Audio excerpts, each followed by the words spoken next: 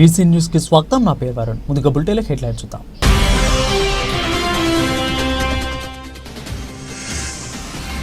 విద్యానగర్లోని నెదురుమల్లి సుబ్బారామిరెడ్డి కళాభవనంలో నెదురుమల్లి జనార్దన్ రెడ్డి 90వ జయంతి. Nedurumalli foundation ఆధ్వర్యంలో mega రక్తదాన శిబిరం.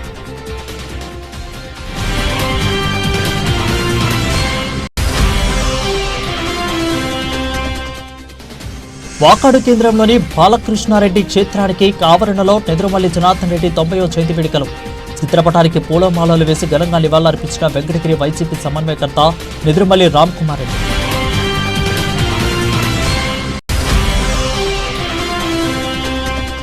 వాకాడు మండల పరిషత్తు కార్యాలయ ప్రాంగణంలోని శ్రీశక్తి భవనంలో సాధారణ సర్వసభ్య సమావేశం. హాజరైన మండల అధ్యక్షులు కొడవలూరి అనసూయమ్మ, ఎంపీటీఓ అన్నపూర్ణమ్మరావు.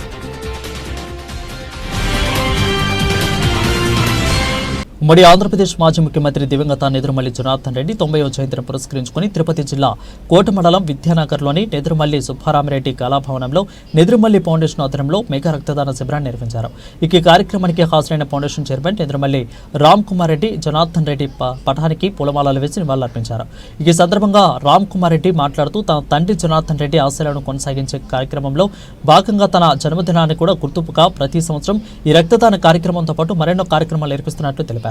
త్వరలోనే ఎన్పీకేఆర్ ఇంజనీరింగ్ కళాశాలకు కూడా యూనివర్సిటీ చేస్తున్నట్లు తెలిపారు. ఈ సందర్భంగా రక్తదాన కార్యక్రమాన్ని ప్రారంభించిన రామ్ కుమార్ రెడ్డి రక్తదానం చేశారు. Nellore red cross society blood bank సిబ్బంది, Nellore DNS government hospital blood bank సిబ్బంది, అదేవిధంగా Gudur government area hospital blood bank సిబ్బంది, మెడ్ ప్లస్ బెక్ సెంటర్ కూడా సిబ్బంది సంయుక్తంగా తాత నుంచి దాదాపు 830 యూనిట్ల రక్తాన్ని సేకరించారు.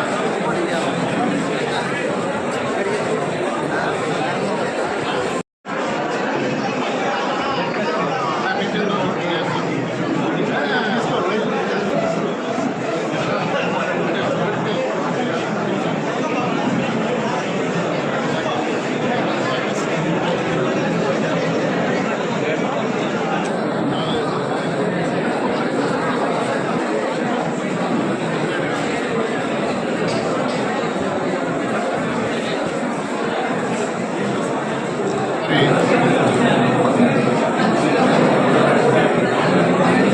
90వ జయంతిని పురస్కరించుకొని ప్రతి సంవత్సరం జరిగే విధంగానే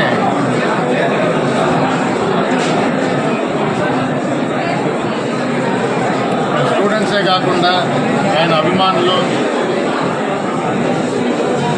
నాయకులు, బంధువులు, స్నేహితులు అందరూ ముందుకు వచ్చి ఈ రక్తదానాన్ని ఒక మంచి సదుద్దేశంతో జనార్దన్ రెడ్డి గారికి నివాళులు అర్పిస్తున్నట్టు ఇచ్చేసి ఇస్తున్న ప్రతి ఒక్కరికి, రక్తదానం చేస్తున్న ప్రతి ఒక్కరికి ఆయన కొడుకుగా అందరికీ ధన్యవాదాలు తెలుపుకుంటున్నాను. ఈ కళాభవన్ కూడా మంచి ఉద్దేశంతో పెట్టారు. అంటే కళను ప్రోత్సహించాలి, మరుగవుతున్న మరి కొన్ని కళలు అయితే ప్రభుత్వం ఇచ్చి పైకి లేపాలి. తప్పకుండా ఆయన ఆశయాలకు అనుగుణంగా ఆ పని కూడా చేస్తానని మీడియా మిత్రుల ద్వారా అందరికీ తెలియజేస్తున్నా.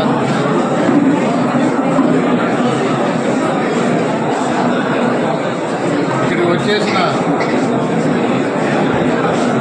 రక్తదానం ఇస్తున్న మెజారిటీ కాలేజీ స్టూడెంట్స్. ఒక టీచర్గా విద్య పట్ల ఎంత మక్కువ ఉందో ఆయన్ని గుర్తుపెట్టుకొని స్టూడెంట్స్ ముందుకొచ్చి ఈ విధంగా రక్తదానం చేయడం సంతోషంగా ఉంది. 90వ సంవత్సరంలో అడుగుపెట్టిన జనార్దన్ రెడ్డి గారిని గుర్తుపెట్టుకునేలా స్టూడెంట్స్ అందరికీ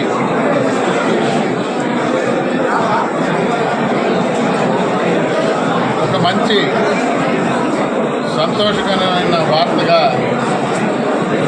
ఇదివరకు ఎప్పుడు జరగని విధంగా, జరగని రీతిలో బ్రహ్మాండమైన మ్యూజికల్ ఫెస్టివల్ జరగబోతున్నాం. పై నెల మార్చిలో డేట్స్ అన్నీ తర్వాత తెలియజేస్తాం. ఇది నా స్టూడెంట్స్ అందరికీ ముఖ్యంగా తెలియజేయటం, అలాగే చుట్టుపక్కల పరిసరాల ప్రాంతాల్లో ఉన్న ఆయన జనార్దన్ రెడ్డి గారి అభిమానులు కూడా ఒక సందడిగా ఒక పండుగ చేసుకుంటాము. మార్చి నెలలో ఈ కార్యక్రమం ఉంటుంది.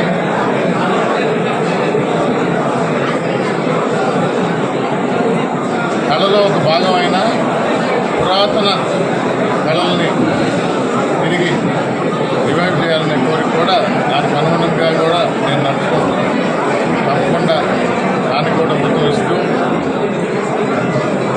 ఏ విధంగా నేదురుమల్లి ఫౌండేషన్ నడుం బిగించి ఇవన్నీ చేయాలో తప్పకుండా చేస్తామని మరొకసారి రక్తదానం చేసిన ప్రతి ఒక్కరికి ధన్యవాదాలు తెలుపుకుంటూ ఆంధ్రప్రదేశ్ రాష్ట్ర మాజీ ముఖ్యమంత్రి దివంగత డాక్టర్ నిద్రమల్లి జనార్దన్ రెడ్డి 90వ జయంతి సందర్భంగా తిరుపతి జిల్లా వాకాడు కేంద్రంలోని బాలకృష్ణారెడ్డి కళాక్షేత్రంలో ఆవరణలో జన్మదిన వేడుకలు నిర్వహించారు.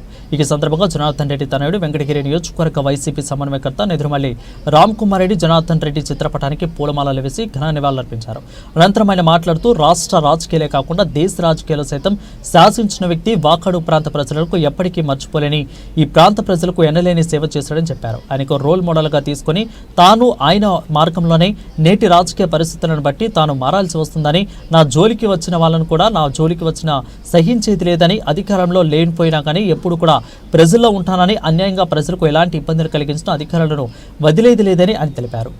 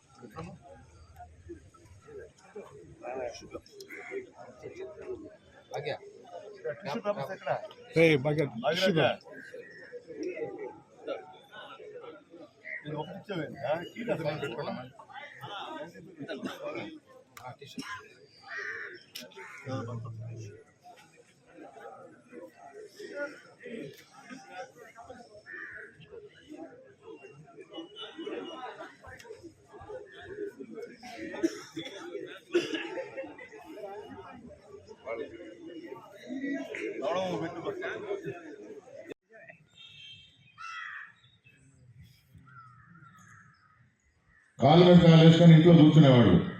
వాలంటీర్ ఇంటికి వచ్చేసి మొత్తం ఏం కావాలంటే అది అవసరమైన సంతకం లేకపోతే వేలిముద్ర ఇంటికే అందజేస్తూ ఉంటారు. ఒక రకంగా నాయకులందరికీ కూడా కొంచెం కళ్ళం తగ్గిపోయింది. నిజమే కదా? వాళ్ళు మొదలు పెడతా ఉంటారు. 5,000 జీతం 10,000 చేస్తా అన్నాడు. అసలు ఉద్యోగం ఊడబెట్టాడు. కానీ తప్పు ఎక్కడ జరిగింది? తప్పు జరిగితేనే ప్రజలు మనల్ని ప్రభుత్వం నుంచి తీసేశారు. ఈవీఎంలు అన్నారు. నేను నమ్మను అన్నా. జగన్మోహన్ రెడ్డి గారికే చెప్పిన 154 వచ్చినప్పుడు అదే ఈవీఎంలు కదా.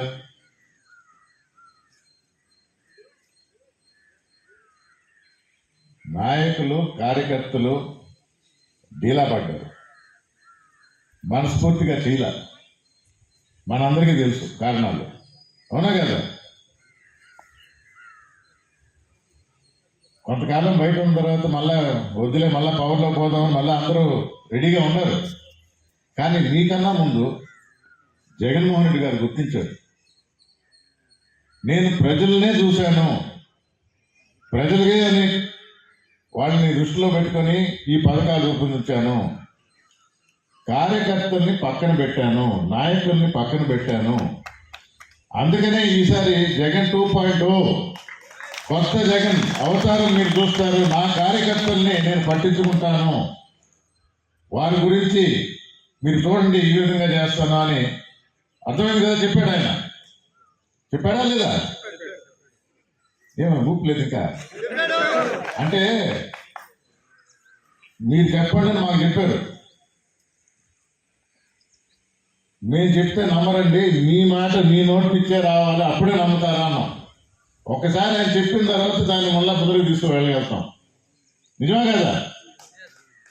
సో ఈసారి నా నాయకులు, నా కార్యకర్తలు వారిని దృష్టిలో పెట్టుకొని వారి బాగోగులు ఏ విధంగా ముందుకు తీసుకువెళ్ళాలి, పటిష్టంగా చేయాలి అని ఆ ఆలోచనతోనే జగన్ 2.0.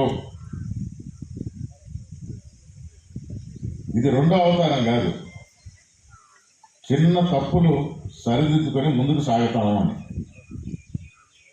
అది కూడా ఒప్పుకోరంట ప్రతిపక్షం.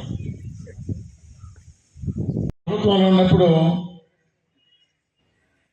ఒక రకంగా జగన్మోహన్ రెడ్డి గారి విలువ తెలియల. అదే ప్రజలు ఇప్పుడు అంటున్నారు ఆయన దేవుడయ్యా అని.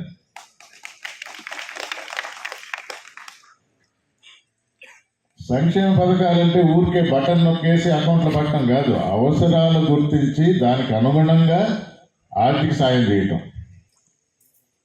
ఎందరో బతుకులు మెరుగుపడ్డాయి. అయినా ప్రభుత్వం నుంచి దించేశారు. కొందరు సీట్లు చెప్తారు, ఉన్నమాట వాస్తవం, 151 నుంచి 11 పడిపోయారు కదా అని. ఓటు వేసిన 40% ఓటర్లు ఇంకా జగన్మోహన్ రెడ్డి వెంటే ఉంటారు. నిన్న కూడా చూస్తూ ఉండేది, గుంటూరు పోతే ఆ జనం ప్రభుత్వానికి అర్థం కాక పోలీసులు కూడా తీసేసింది.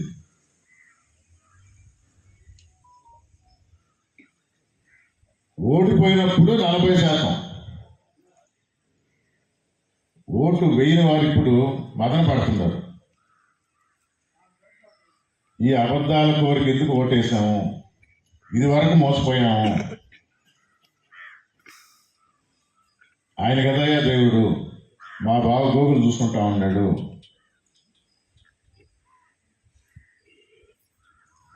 వైఎస్ఆర్ కాంగ్రెస్ పార్టీ వాళ్ళు కాదు, తెలుగుదేశం వాళ్ళు అంటున్నారు. మీకు తెలుసో లేదు అంటే ఇక్కడ నాకు తెలిసి ఎవరు తెలుగుదేశం వాళ్ళు లేరు.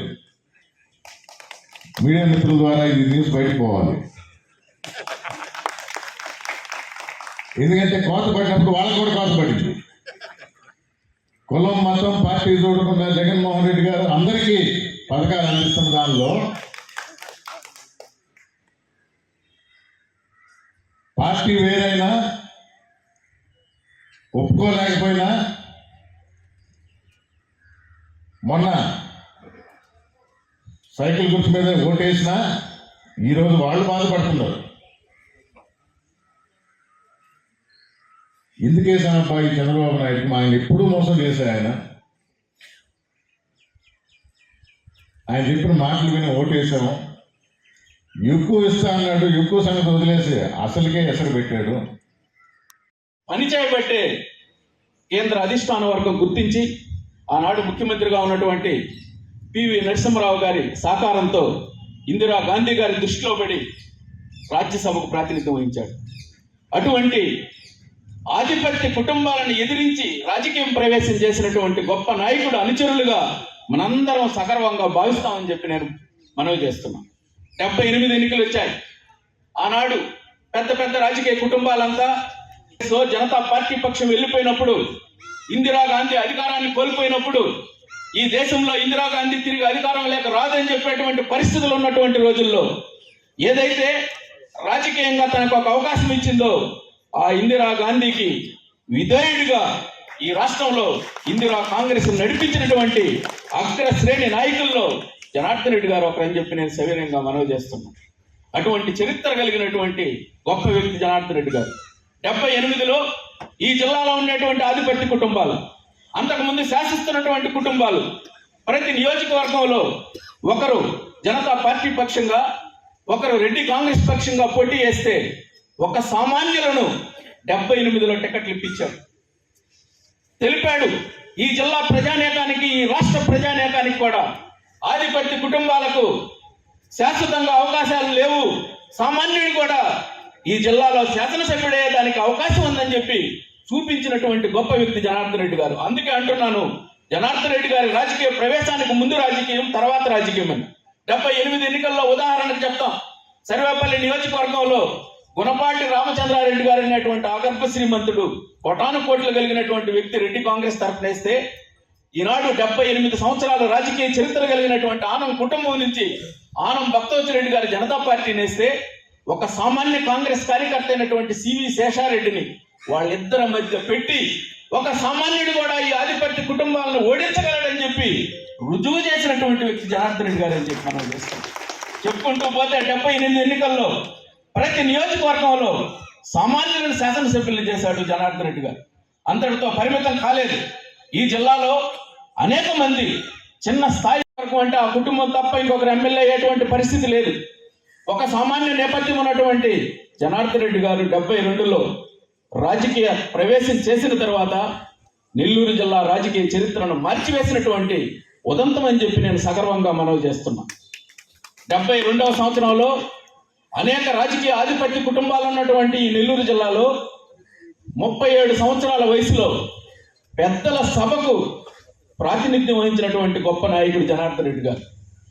సామాన్యంగా ఒక రాజ్యసభ సభ్యుడు కావాలంటే కొన్నిసార్లు శాసనసభ్యత్వం చేసో మంత్రిగా పనిచేసినటువంటి వాళ్ళు, లోక్సభకు ప్రాతినిధ్యం వహించినటువంటి వాళ్ళు పెద్దల సభకు వచ్చేటువంటి పరిస్థితి, అది కూడా ఒక 60 సంవత్సరాలకు 65 సంవత్సరాలకు అవకాశం వచ్చేటువంటి పరిస్థితి.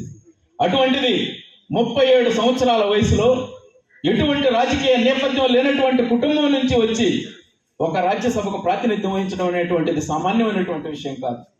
నాకు తెలిసి 64లో నేదురుమల్లి కుటుంబం ప్రత్యక్ష రాజకీయాల్లోకి బాలకృష్ణారెడ్డి గారు వాకాడు సర్పంచ్తో మొదలైనటువంటి ఈ రాజకీయం, ఒక స్థానిక సంస్థల ప్రతినిధిగా మొదలైనటువంటి రాజకీయం, తర్వాత 65వ సంవత్సరంలో స్కూళ్లకు హాస్టళ్లకు పరిమితమైపోయినటువంటి ఈ విద్యా అవకాశాన్ని మరింత ముందుకు తీసుకుపోవాలనేటువంటి ఆలోచనతో జనార్దన్ రెడ్డి గారు విద్యానగర్లో ఆనాడే ఒక మారుమూల ప్రాంతంలో ఎక్కడో నెల్లూరు విఆర్ కళాశాల, కావలలో జవహర్ భారతి కళాశాల ఉన్నటువంటి రోజుల్లో మన ప్రాంతీయులకు కూడా ఒక ఉన్నత చదువుకునేటువంటి అవకాశం కల్పించాలని విద్యానగర్లో మొట్టమొదటగా కళాశాలను ప్రారంభించడం జరిగింది.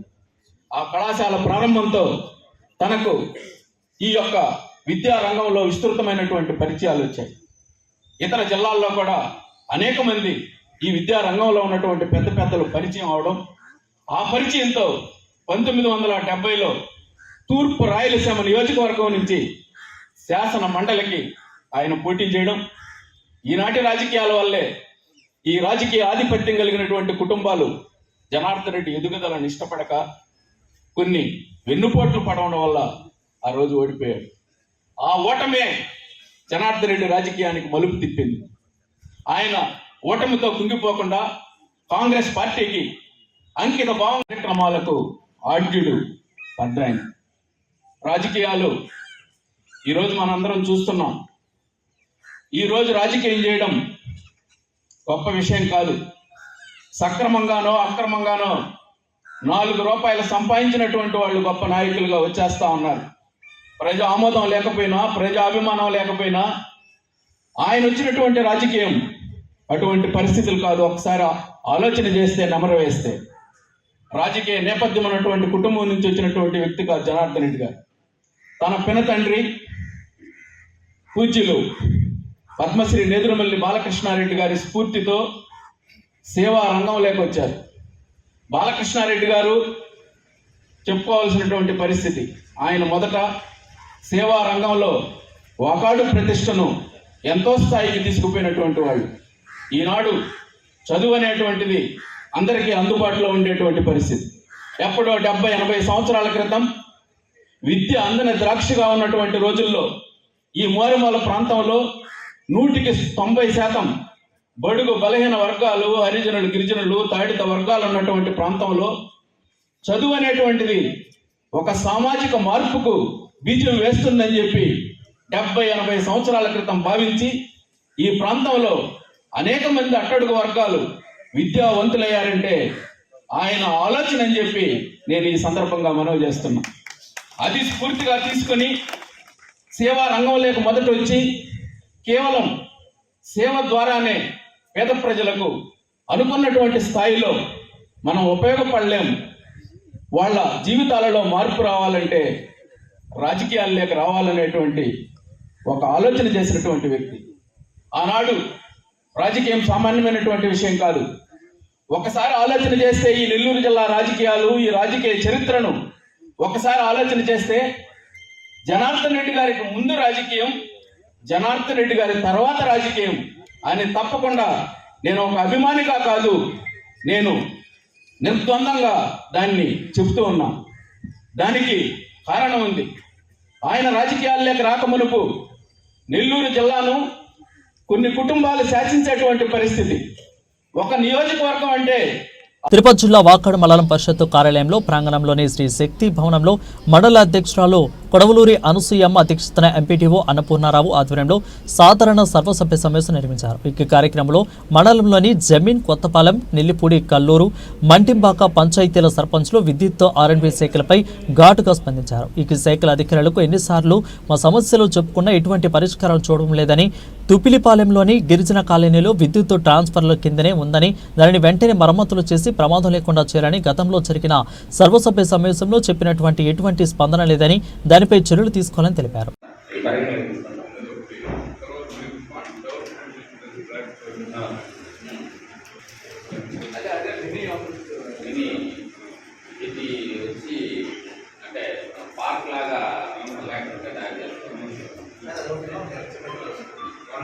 మెయిన్ రోడ్లో కల్లూరు పంచాయతీలో మెయిన్ రోడ్లో 100 ఎకరాలు ఒక రోజు దానిగా డెవలప్ చేయాల్సిందే. ఒక క్రీడా దీని కానీ మైదానం ప్రారంభం చేస్తే చాలా బాగుంటుంది. చాలా మంచి సైట్ సార్ అది. కానీ మనకి మైదానం దాని మీద ఎన్ఆర్జీఎస్ లో పెట్టే చేయించగలిగితే అదే ఎన్ఆర్జీఎస్ లో అది నేను క్రీడాకారుడు మంచి ఆలోచనే డెవలప్ చేయొచ్చు. డెవలప్ చేస్తే మంచి గ్రౌండ్ అవుతుంది. ఒకసారి పీడీ గారి నేను ఒక తీసుకొస్తాను.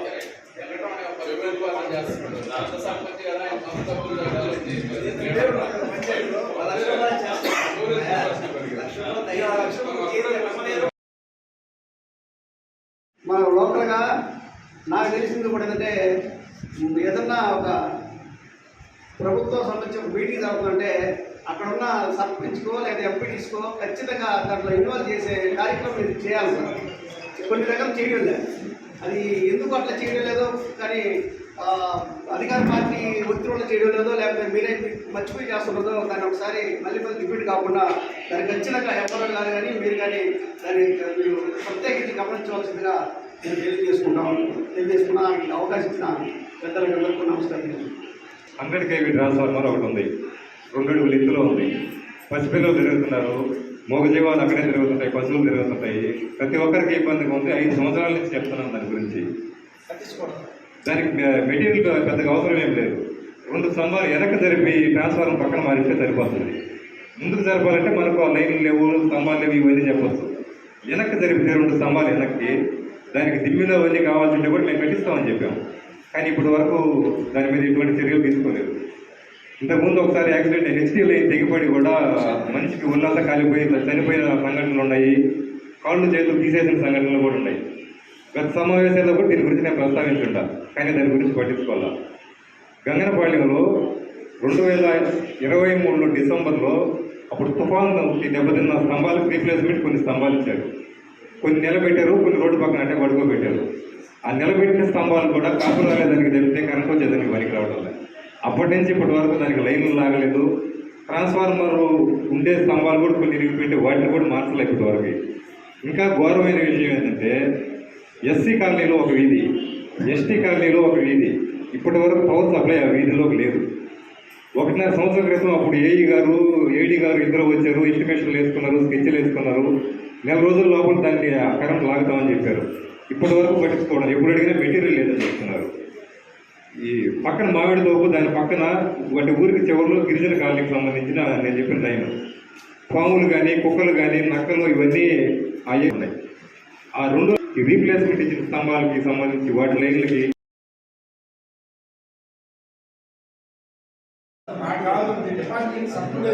మొక్కలు ఒకసారి కూడా తీసుకెళ్ళాము. ఎండిపోయిన మొక్కలు పట్టడానికి దాని ముందు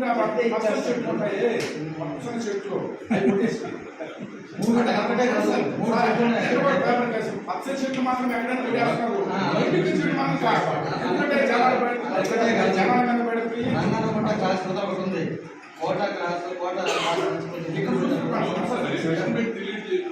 మిషన్ పెట్టా మేము ఏంటంటే యాక్షన్ వేస్తాం.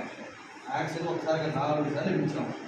ఒక ఆయన సార్ చెప్పి వచ్చాడు, ఆయన వచ్చి కూడా సార్ అవి కొట్టుకోమని ముందుకు రావట్లేదండి.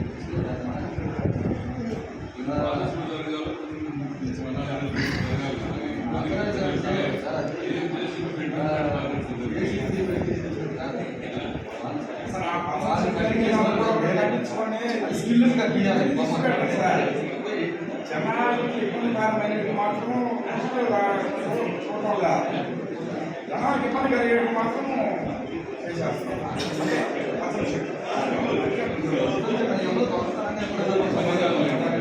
పబ్లిక్గా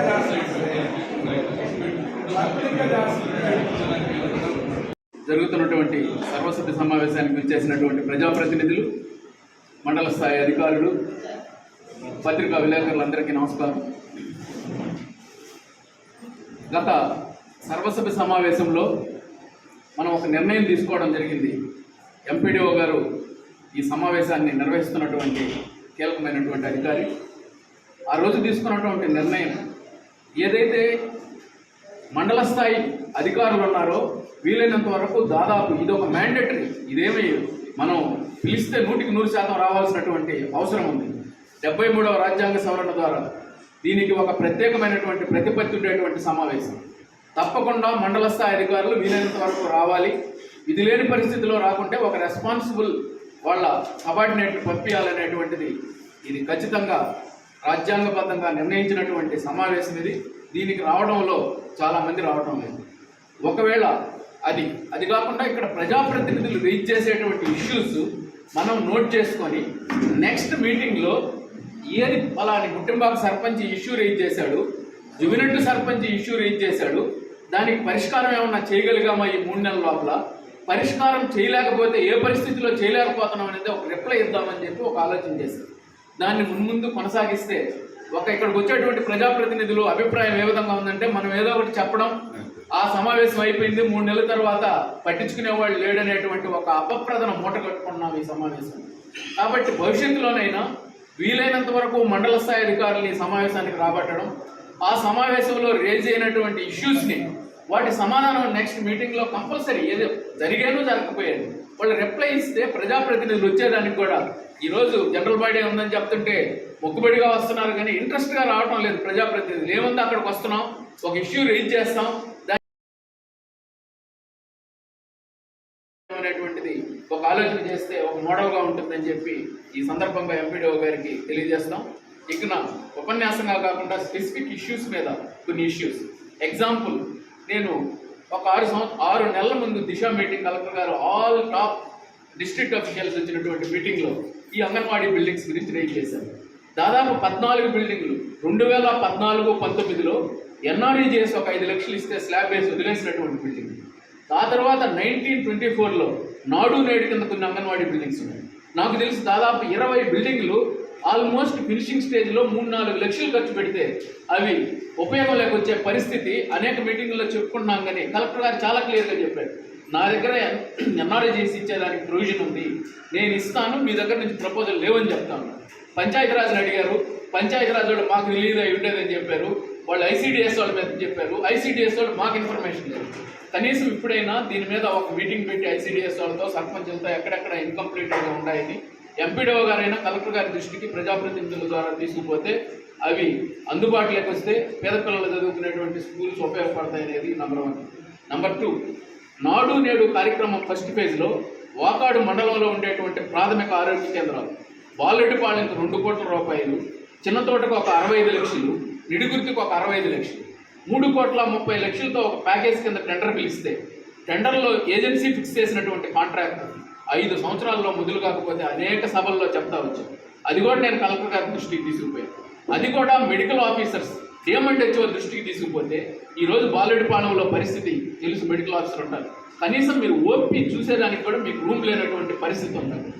ఈ విధమైనటువంటి పరిస్థితుల్లో ఆల్రెడీ టెండర్ అయిపోయినటువంటి ఈ వర్క్స్కి ఈ కొత్తగా శాంక్షన్ కావాల్సినవి కాదు, రీటెండర్స్ పెడితే ఉపయోగం లేక బిల్డింగ్స్ వస్తే 1 సంవత్సరంలో పూర్తవుతాయి.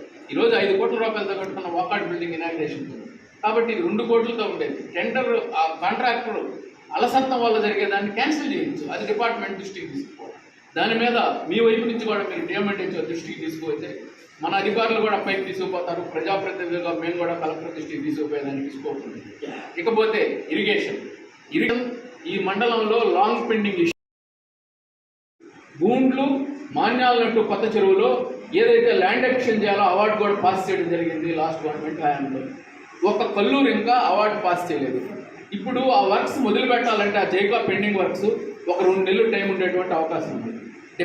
ఇరిగేషన్ డిపార్ట్మెంట్ వాళ్ళైనా వాళ్ళ సంబంధిత అధికారులు కలెక్టర్ గారి దృష్టికి తీసుకుపోయి ఏదైతే అవార్డు పాస్ అయిందో వాటికి రైతులకు కాంపన్సేషన్ ఇచ్చేటువంటి కార్యక్రమం, ఏదైతే అసలు ల్యాండ్ ఎక్విజిషన్ అవార్డు కూడా కానటువంటి కల్లూరులో ఆ ల్యాండ్ ఎక్విజిషన్ చేస్తే ఈ ఫండ్స్ ల్యాబ్స్ కాకుండా సరైనటువంటి టైంలో లాంగ్ పెండింగ్ ఇష్యూ అయినటువంటి దుర్గాజపట్నం ఛానల్ వాళ్ళకు ఉపయోగపడేటువంటి అవసరం ఉంది. రైతాంగానికి ఎంతో ఉపయోగపడేటువంటి కార్యక్రమం ఇది. ఒక కార్యక్రమం దాని ఇరిగేషన్ అధికారులు గారి దృష్టికో తీసుకుపోయి ఆ ల్యాండ్ ఎక్విజిషన్ మీద ఏదైతే అవార్డు పాస్ అయిందో కాంపన్సేషన్ ఇప్పించేదానికి రెవెన్యూ అధికారుల దృష్టికి తీసుకోవాల్సినటువంటి అవసరం ఉంది. ఇకపోతే ఎన్ఆర్ఈజేఎస్ అనేది ఒక మంచి ఆలోచనతో చేసినటువంటి కార్యక్రమం కేంద్ర ప్రభుత్వం. ఏదైతే పేదలకు ఎంప్లాయ్మెంట్ జనరేషన్ ఇవ్వాలి, ఆ ఎంప్లాయ్మెంట్ జనరేషన్ తోడు మెటీరియల్ కాంపోనెంట్లో ఉపయోగకరమైనటువంటి అభివృద్ధి కార్యక్రమాలకు ఇచ్చేటువంటి కార్యక్రమం. ఈరోజు ఎన్ఆర్ఈజేఎస్ ఎవరేమనుకున్నా ఇది నిర్ద్వందంగా, నేను రాజకీయాలకు అతీతంగా మాట్లాడుతున్నాను, ఈ గవర్నమెంట్ అని కాదు గత గవర్నమెంట్ అని, సరైనటువంటి కార్యక్రమంగా కొనసాగటం లేదు. ఈరోజు అత్యున్నతమైనటువంటి న్యాయస్థానం ఈ రాష్ట్ర హైకోర్టు చాలా క్లియర్ డైరెక్షన్ ఇచ్చింది. శ్రీకాకుళంకి సంబంధించినటువంటి ప్రజాప్రతినిధులు పోయారు. ఇష్టారాజ్యంగా మీ ఇష్టం వచ్చినట్టు మీరు వర్క్స్ ఎవడో దారిని పోయేవాడికి మంజూరు చేయడం కాదు. ఎవరైతే గ్రామ స్థాయిలో సర్పంచ్ ఉన్నాడో, ఎవరైతే ఎంపీటీసీ సభ్యులు ఉన్నారో, ఎక్కడ ఏ కార్యక్రమం అవసరం అవుతుంది వాళ్ళ దృష్టికి తీసుకుపోయి గ్రామ సభ తీర్మానం ద్వారా మాత్రమే వర్క్స్ మంజూరు చేయాలి. ఎగ్జిక్యూషన్ కూడా ప్రజాప్రతినిధులు ఇన్వాల్వ్ చేయాలని చెప్పి చాలా క్లియర్ డైరెక్షన్ ఇచ్చింది. కాబట్టి గతంలో జరిగిపోయింది కానీ ఇక మీదటైనా ఎన్ఆర్ఈజీఎస్లో మంజూరు అయ్యేటువంటి లేబర్ కాంపోనెంట్ వర్క్స్ కానీ మెటీరియల్ కాంపోనెంట్ వర్క్స్ కానీ గ్రామ సభ తీర్మానం ఆ పంచాయతీ సర్పంచుల్ని ఎంపీటీసీని ఇన్వాల్వ్ చేసి ఏదైతే అవసరమైనటువంటి కార్యక్రమమో ఆ చేసేటువంటి కార్యక్రమం కూడా ప్రజానీకానికి ఉపయోగపడేటువంటి రీతిలో ఉండేదానికి భవిష్యత్తులోనైనా ప్రయత్నం చేయాలని చెప్పి ఎన్ఆర్ఈజీఎస్ అధికారులకి ఒక సూచన. ఇకపోతే హౌసింగ్ మీద ఏఈ గారు ఉన్నారు. ఇది అధికారికంగా జరుగుతుందని నేను అన్నాను. అనధికారికంగానైనా సచివాలయ స్థాయి ఉద్యోగులు. నేననేది ప్రతి పేదవాడు ఎవరైతే ఉమ్మడి నెల్లూరు జిల్లా నాయుడుపేట పట్టణంలోని లోతట్టు ప్రాంతాల్లో డ్రోన్ ద్వారా దోమల నివారణకు ఎమ్మెల్యే డాక్టర్ నెలవల విజయశ్రీ ప్రారంభానికి శ్రీకారం చుట్టారు. ఇక పట్టణంలోని పురుగునీరు నిల్వ ఉండే ప్రాంతాలలో మురికి నీరు అధికంగా ఉన్న ప్రదేశాలను గుర్తించామని, మున్సిపల్ కార్మికుల చేత దోమల నివారణ మందులు స్ప్రే చేసే అవకాశం లేని ప్రాంతాలలో డ్రోన్ సాయంతో దోమల లార్వాకు స్ప్రే చేపట్టాలని చెప్పారు. ఇక దోమల నివారణకు సాంకేతిక పద్ధతిలో స్ప్రే చేయాలని మున్సిపల్ అధికారులను కూడా ఆదేశించామని, దోమల లార్వాను నిర్వహించాలనే ఉద్దేశంతోనే డ్రోన్ ద్వారా దోమల నివారణ మందు పిచికారీ చేస్తున్నట్లు ఆమె తెలియజేశారు.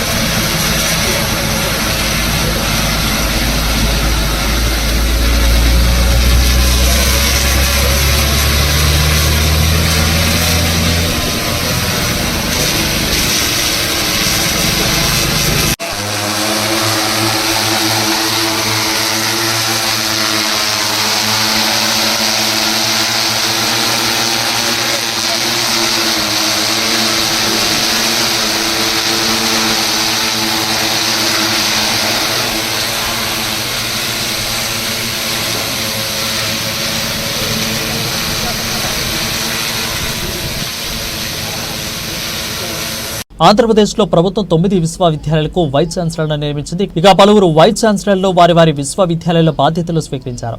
ఈ మేరకు తిరుపతి శ్రీ పద్మావతి మహిళా విశ్వవిద్యాలయంలో ఆచార్య వి ఉమా కర్నూలులోని, ఇక రాయలసీమ విశ్వవిద్యాలయంలో ప్రొఫెసర్ వెంకట బసవరావు నూతన ఉపకులపతులుగా బాధ్యతలు స్వీకరించారు.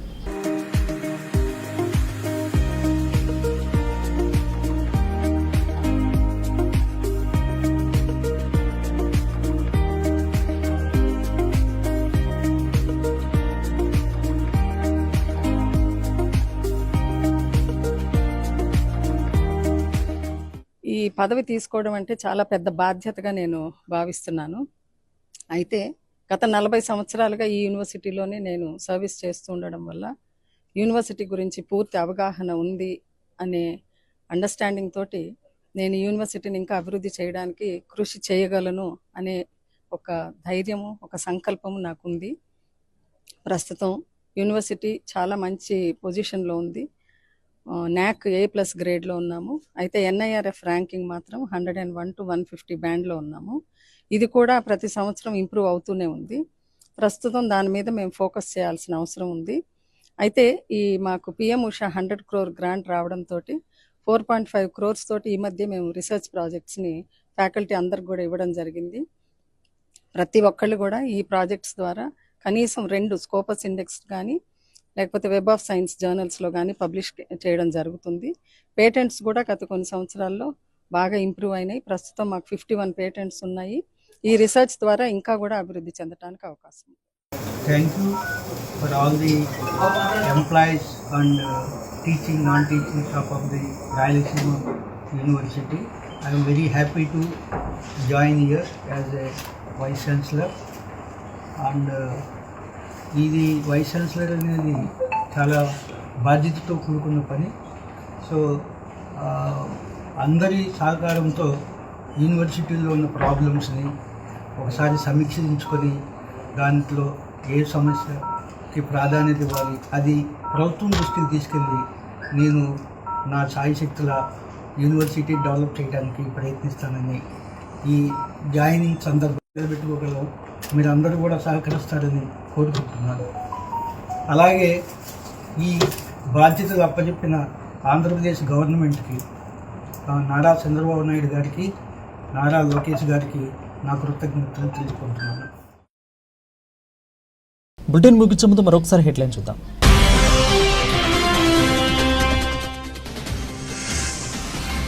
విద్యానగర్లోని నెదురుమల్లి సుబ్బారామిరెడ్డి కళాభవనంలో నెదురుమల్లి జనార్దన్ రెడ్డి 90వ జయంతి. నెదురుమల్లి ఫౌండేషన్ ఆధ్వర్యంలో మెగా రక్తదాన శిబిరం.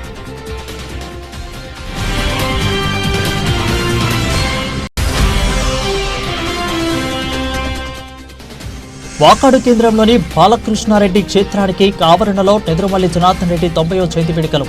చిత్రపటానికి పూలమాలలు వేసి ఘనంగా నివాళులర్పించిన వెంకటగిరి వైసీపీ సమన్వయకర్త నెదురుమల్లి రామ్ కుమార్ రెడ్డి.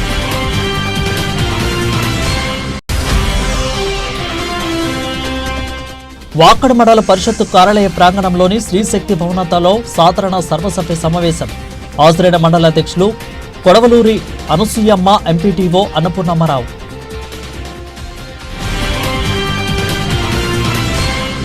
ఇవి ఇప్పుడు వరకు బులెటిన్ అప్డేట్స్. మరి అప్డేట్స్ కోసం చూస్తూనే ఉండండి BCN న్యూస్.